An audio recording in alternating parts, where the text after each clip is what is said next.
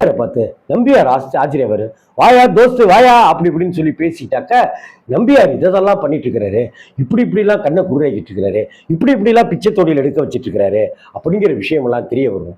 இதுக்கு இடையிலேயே இவங்களுக்கு டாக்டர்கிட்ட கூட்டிட்டு போய் சிகிச்சைக்கு கூட்டிட்டு போவார் சரோஜாதேவியை. அப்ப கண் பார்வை கிடைச்சிருங்க, அவங்களுக்கு பழசெல்லாமே மறந்துட்டாங்க, மூளையில ஒரு பிரச்சனை அப்படின்னு நிறைய இந்த மூளையில பிரச்சனைன்னு தமிழ் சினிமாவில் எடுத்திருக்காங்க. வயிற்றுல பிரச்சனை, கையில பிரச்சனை, காலில் பிரச்சனைன்னு எந்த சினிமாவில எடுத்திருக்காங்களா பாருங்களேன். மேக்சிமம் இந்த பிரெயினையே அட்டாக் பண்ணுவாங்க சினிமாவில். சரி, அதை விடுங்க. அது பழைய நினைவுகள் அதனாலதான் போயிடுச்சு. அதனால தொடர்ந்து நீங்க கூட்டிட்டு வந்தீங்கன்னாக்கா கண்டிப்பா நான் சரி பண்ணிடுவேன் அப்படின்னு அந்த டாக்டர் சொல்லுவாரு. அந்த டாக்டர் சாரி என்கிட்ட பணம் காசெல்லாம் இல்லை சார் அப்படின்னு எம்ஜிஆர் சொல்லுவாரு. அதெல்லாம் ஒன்றும் வேணாங்க, நான் ஒரு மருத்துவத்தை சேவையாக தாங்க பார்க்குறேன், ஏன் தெரியுமா, இதை பாருங்க அப்படின்னு ஒரு ஃபோட்டோவை கொடுப்பாரு. இவர் தாங்க என்னை படிக்க வச்சவர்,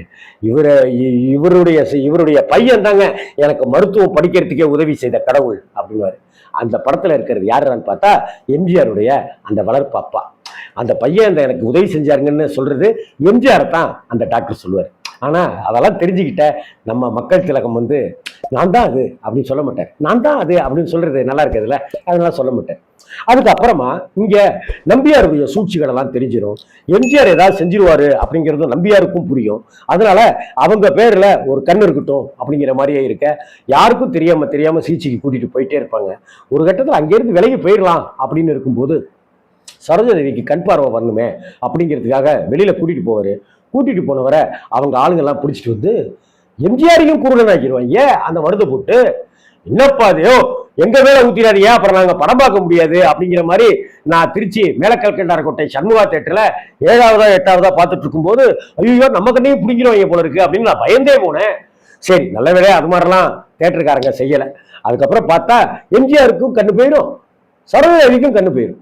இப்ப கண்ணு தெரியாத எம்ஜிஆர் கண்ணு தெரியாத சரோஜாதேவிய அந்த இடத்துல இருந்து காப்பாத்திட்டு போறாருங்கிறது எவ்வளவு பரபரப்பான பதட்டமான காட்சிகள் பாருங்க.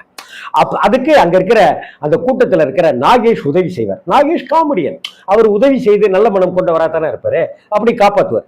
இங்க அதுக்கப்புறமா தத்தகா புத்தகான்னு அவங்க 2 பேரும் அங்க இங்கன்னு வந்து பார்த்தா, எனக்கு வெள்ளிக்கிழமை தான் கண்ணு வந்துருவேன், எனக்கு உங்களுக்கு முன்னாடி எனக்கு கண்ணு வந்துடும் அப்படின்னு சொல்லுவாங்க. பார்த்தா அடுத்த நாளே எம்ஜிஆருக்கு கண்ணு வந்துடும். எம்ஜிஆருக்கு கண்ணு பார்த்தா அவர் ஆஸ்பத்திரிக்கு டாக்டருக்கெல்லாம் கூட்டிட்டு போவாரு. ஒரு பௌர்ணமி நாள்ல முழு அளவு தெரியிற நாள்ல நல்லா அவளுக்கு ஒரு சுழற்சி, தலையில ஒரு சுழற்சி ஏற்படும் போது பழசெல்லாம் சரோஜாதேவிக்கு ஞாபகம் வந்துடும் அப்படின்னு டாக்டர் சொல்லியிருப்பாரு.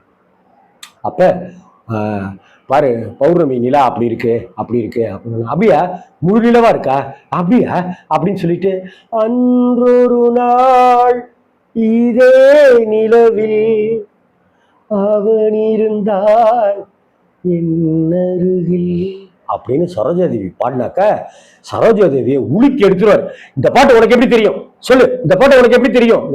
கண்ணதாசன் எழுதினாரு, விஸ்வநாதன் இசையமைச்சார், நான் சொல்ல முடியும். சரோஜாதேவி எங்க அக்கா இந்த பாட்டை அடிக்கடி பாடுவா, எங்க அக்கா ஒருத்தரை காதலிச்சா பாடுவா அப்படின்னு அதிர்ச்சி ஆயிடும். அப்போதான் சரோஜாதேவி தான் காதலிச்ச பாரதியோட தங்கச்சி அப்படிங்கிறது தெரியும். அந்த பாட்டு முழுக்க சரோஜாதேவி பாடிக்கிட்டே இருந்தாலும் கூட அந்த பாட்டு முழுக்க எம்ஜிஆருடைய கண்ணுக்கு அது சரோஜாதேவியா தெரியாது, பாரதியாவே தெரியும். அந்த அளவுக்கு தெய்வீக காதல். இப்படிப்பட்ட ஒரு சூழ்நிலையில அந்த பொண்ணுக்கு பார்வையும் கிடைச்சிடும், ஆனா எம்ஜிஆர் இருக்க மாட்டார். வி கே ராமசாமி அவங்க எல்லாரும் தேடி இருப்பாங்க. அப்பா வந்துருவாரு வி கே ராமசாமி, அம்மா வந்துருவாங்க, சரோஜாதேவி அப்பா அம்மாட்ட சேர்ந்துருவாங்க. திரும்பி பார்த்தா எம்ஜிஆர் போயிடுவார். ஏன்னா தாழ்த்தப்பட்டோம் உயர்த்தப்பட்டோம், இவன் நம்மளை ஏற்றுக்க மாட்டான் அப்படிங்கிறதுனால விரக்தியில போயிடுவார். ஆனா அங்க போய் வேற யாரையோ கல்யாணம்லாம் பண்ணி வைக்கிறதுக்கு வி கே ராமசாமி தலையால தண்ணி குடிச்சு பார்ப்பாரு. நான் கட்டினா அவரை தான் கல்யாணம் பண்ணுவேன் அப்படிங்கிறதுல அவங்க ரொம்ப உறுதியா இருப்பாங்க. அதுக்கப்புறம் நம்பியார் ஒரு பக்கம் நம்பியார் அவங்கள தேடிட்டு இருக்க, இன்னொரு பக்கம் பார்த்தாக்க எம்ஜிஆரை தேடி சரோஜாதேவி வர, அந்த இடத்துல சரோஜாதேவி இப்படி இருக்க, கடைசியில எம்ஜிஆர் அவரை காப்பாத்த, அந்த ஐயா ஒருத்தர் காப்பாத்த, வி கே ராமசாமி காப்பாத்த, தம்பி என் குடும்பத்தையே நீதாப்பா காப்பாத்திருக்க, என் பொண்ணை நீதாப்பா காப்பாத்திருக்க, உனக்கு நான் சாகர வரைக்கும் நன்றி கடன் பட்டிருப்பேன்னு தொடுவாரு. என்னைய தொடாதீங்க. ஏன் தம்பி, நான் தான் தாழ்த்தப்பட்டவனாச்சே, அப்புறம் ஏன் தொடுறீங்க, தீட்டு ஒட்டிக்கும் அப்படின்னு. 1966 வருஷத்திலேயே தீட்டு தாழ்த்தப்பட்டவன் அப்படிங்கிற கொடுமைகளை எல்லாம் பறைசாற்றி இருக்கிற படம் தான் மக்கள் தலைவருடைய நாடோடி திரைப்படம். தம்பி அதெல்லாம் மன்னிச்சிருப்பா அப்படின்னு சொல்லி கடைசியில எம்ஜிஆரை தன்னுடைய மாப்பிள்ளையா வி.கே. ராமசாமி ஏற்றுக்குவார். சரோஜா தேவிக்கும் அவருக்கும் கல்யாணம் ஆயிடும் அப்படிங்கிறது தான் நாடோடி அப்படிங்கிற திரைப்படத்தோட முழு கதை, முழு சாராம்சம். 1966ஆம் ஆண்டு வருஷத்துல இப்படி ஒரு படமாக வந்து நம்ம மனசுல தொட்ட படம் தான் நாடோடி. பத்மினி பிக்சர்ஸ் தயாரிப்புல பி.ஆர். பந்துலு அவர்கள் இயக்கிய படம் தான் இந்த படம். எப்படி 1000ல் ஒருவன் அப்படிங்கிற படத்துக்கு முன்னாடி வரைக்க சிவாஜி வச்சே தொடர்ந்து படம் இயக்கி சாதனைகள் பண்ணின பி.ஆர். பந்துலு, சிவாஜிக்கும் பி.ஆர். பந்துலுவுக்கும் ஒரு சின்ன மனக்கசப்பு வர, அது 100வது படம் சம்பந்தப்பட்ட விஷயமாக 2 பேருக்கும் மனக்கசப்பு ஏற்பட, நேர சிவாஜியினுடைய கூடாரத்திலிருந்து இயக்குனர் தயாரிப்பாளர் பி.ஆர். பந்துலு போய் ஜாயின் ஆன இடம் தான் எம்ஜிஆர். எம்ஜிஆர்ட்ட போய் ஜாயின் ஆகுறாரு. உடனே எம்ஜிஆர் வந்து படம் தயாரிக்கலாம் அப்படின்றாரு. ₹1 மட்டும் அட்வான்ஸ் வாங்காம கூட அந்த படத்துல நடிச்சு கொடுக்குறாரு. அதுதான் 1000ல் ஒருவன். அந்த படம் தான் ஆர்.கே. சண்முகத்தினுடைய வசனங்கள்ல தெரிக்க விட்ட படமா அந்த படம் இருந்தது. அதே ஆர்.கே. சண்முகம், அதே பத்மினி பிக்சர்ஸ், அதே பி.ஆர். பந்துலு, அதே எம்ஜிஆர் அப்படிங்கிற கூட்டணியில ஜெயலலிதாவை மட்டும் கழட்டி விட்டாங்க, சரோஜா தேவியை போட்டாங்க. 1000ல் ஒருவன் 1965ஆம் ஆண்டு வருது.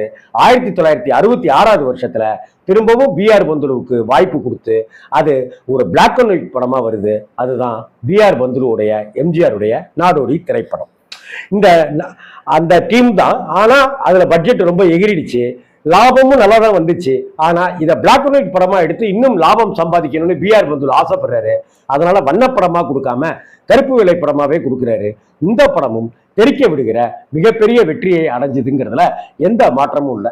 தவிர எம்ஜிஆர் சரோஜா தேவி ஜோடிங்கிறது தான் தமிழ் சினிமாவில் எம்ஜிஆருக்கு அட்டகாசமான ஜோடின்னு பட்டியல் போட்டா முதல் மார்க் வந்து எம்ஜிஆர் சரோஜா தேவி ஜோடிக்கு தாங்கிற வகையிலையும் இந்த படம் வந்து ரொம்ப நல்லாவே பேசப்பட்டது.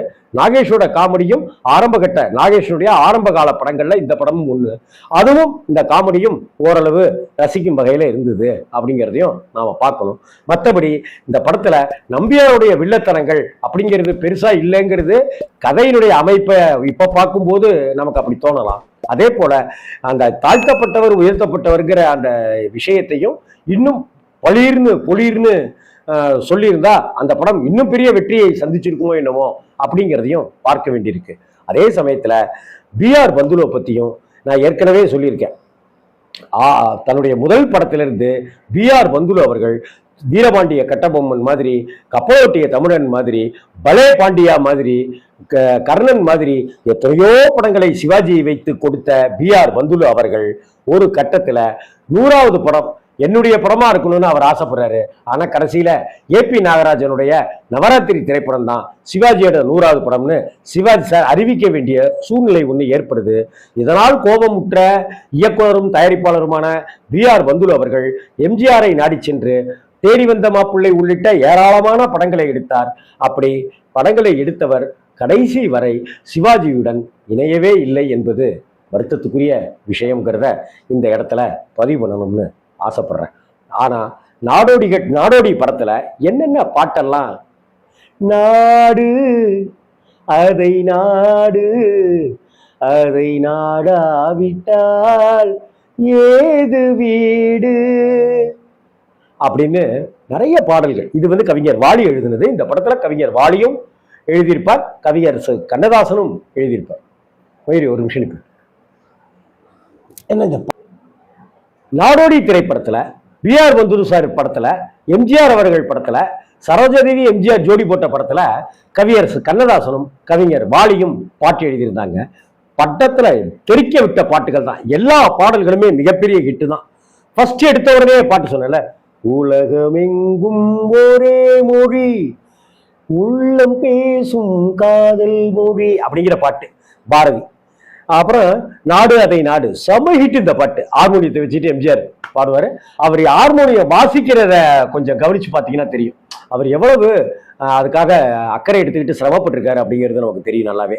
அதே போல கடவுள் செய்த பாவம் அது 2 தடவை வரும். ஆமா. அப்புறம் அன்றொரு நாள் இதுவும் 2 தடவை வரும். அப்புறம் ரசிக்கத்தான் இந்த உலகம் அப்படின்னு ஒரு பாட்டு. அப்புறம் பாடும் குரல் எங்கே அப்படின்ற ஒரு பாட்டு ஒன்று இருக்கு. அப்புறம் திரும்பி வாழையே திரும்பி வா விரும்பி வா அப்படிங்கிற ஒரு பாட்டு இருக்கு, கண்களினால் அப்படின்னு ஒரு பாட்டு இருக்கு. இப்படி நாடோடி திரைப்படத்தினுடைய எல்லா பாடல்களுமே இன்றைக்கும் பிரமாதமான பாடல்கள். எம்.எஸ். விஸ்வநாதன் அவர்களுடைய இசையில் மலர்ந்த பாடல்கள் இன்னைக்கும் ஹிட்டா தான் இருக்கு.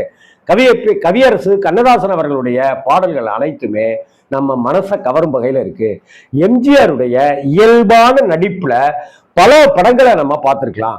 அதே அன்பேவா மாதிரி, எங்க வீட்டு பிள்ளை மாதிரி, பெற்றால் தான் பிள்ளையா மாதிரி நடிப்பு பிரமாதையா அப்படின்னு சொல்ற மாதிரியான வந்த எம்ஜிஆருடைய படங்கள்ல எம்ஜிஆருடைய ஃபார்முலா அப்படிங்கிறத லேசா கொஞ்சம் நகர்த்திட்டு ஒரு காதல், ஒரு எமோஷன், ஒரு ஜாதி பிரச்சனை அப்படிங்கிறதெல்லாம் எடுத்திருக்கிற வகையில இந்த படம் ஒரு அட்டகாசமான வெற்றியை எம்ஜிஆர் அவர்களுக்கு கொடுத்துச்சுங்கிறதுல எந்த மாற்றமுமே இல்லை. இன்னும் சொல்ல போனா 1966 வருஷத்துல வந்த எம்ஜிஆருடைய பல படங்கள் மிகப்பெரிய வெற்றியையும் வசூலையும் வாரி குவித்திருக்கு அப்படின்னு தான் சொல்லணும். எம்ஜிஆருடைய நாடோடியையும் மறக்க முடியாது, நாடோடி மன்னனையும் மறக்க முடியாது. வணக்கம்.